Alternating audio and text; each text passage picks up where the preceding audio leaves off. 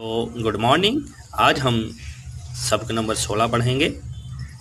नील गगन में तारे। नील गगन होता है नीला आसमान, नीले आसमान में तारे। प्यारे बच्चों देखिए, सूरज डूब गया तो फैली रात की चादर मैली मैली।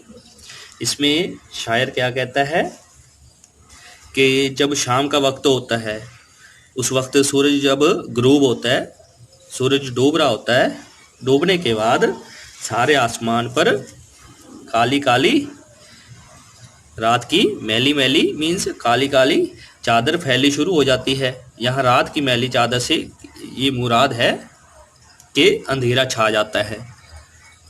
जब सूरज डूब गया तो फैली, जब सूरज डूब गया होता है, ग्रूब हो जाता है, उसके बाद क्या होता है, रात की चादर मैली मैली भी उन धीरे धीरे अंधेरा होता चला जाता है। प्यारे बच्चों आगे देखिए, हर सो फैल गया अंधेरा, थक कर सोया दिन बेचारा।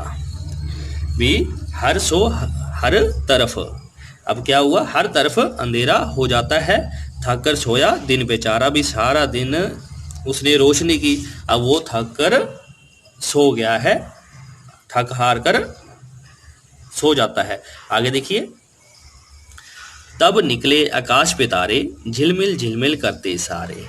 अब इसमें शायर कहता है कि दिन ढलने के बाद और रात आने पर आसमान में तारे निकल आते हैं। ये तारे रात के अंधेरे में झिलमिल करते हुए मालूम होते हैं। आगे देखिए प्यारे बच्चों, आबर में छुपते और निकलते, दीप कभी बुझते और जलते। इसमें शायर क्या कहता है, बादलों में जो तारे हैं वो कभी छुपते हैं और कभी निकल आते हैं। ऐसे मालूम होता है, ऐसे लगता है जैसे दीप की तरह, कभी वो दीप जल रहा होता है, चिराग जल रहा होता है, कभी बुझ रहा हो, कभी दीप बुझता दिखाई दे रहा हो, कभी जलता दिखाई दे रहा हो। प्यारे बच्चों आगे देखिए, रात के आंचल में निखरे हैं, फूल चमेली के बिखरे हैं।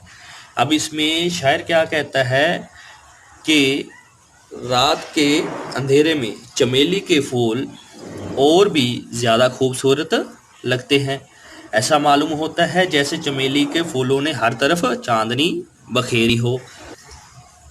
प्यारे बच्चों आगे देखिए, या परियों की शहजादी का, या बूढ़ी नानी दादी का। इस शेर में शायर कहता है कि रात का मंजर खौफनाक भी होता है, भी डरावना भी होता है और हसीन भी होता है। रात के वक्त झिलमिलाते तारे परियों की शहजादी का और बूढ़ी नानी दादी के आंचल का मंजर पेश करते हैं। प्यारे बच्चों आगे देखिए, हार गले का मोती वाला, या टूटी हीरो की माला। प्यारे बच्चों इस शेर में शायर क्या कहता है कि रात के वक्त आसमान पर टिमटिमाते तारे गले के मोतियों वाले हार की तरह मालूम होते हैं, भी गले के हार की तरह दिखाई देते हैं, या फिर ऐसा लगता है जैसे हीरो की माला टूटकर आसमान में बिखर गई हो। प्यारे बच्चों आगे देखिए, और बिखर कर नील गगन में, दूर खलाओं के आंगन में। खलाओ होता है भी आसमान और जमीन के बीच वाला हिस्सा। इस शेर में शायर कहता है कि रात के वक्त नीले आसमान में हीरे मोती बिखर कर जमीन से बहुत दूर खला के आंगन को रोशन कर रहे होते हैं, भी जो बीच का हिस्सा होता है उसको रोशन कर रहे होते हैं। हीरे मोती चमक रहे हैं, जुगनू जैसे धमक रहे हैं। प्यारे बच्चों इस शेर में शायर कहता है कि रात की तारीकी में नीले आसमान पर तारे हीरे मोती की तरह चमक रहे होते हैं, और फिर ऐसा मालूम होता है जैसे जुगनुओं ने अपनी चमक से चारों तरफ रोशनी फैला रखी हो।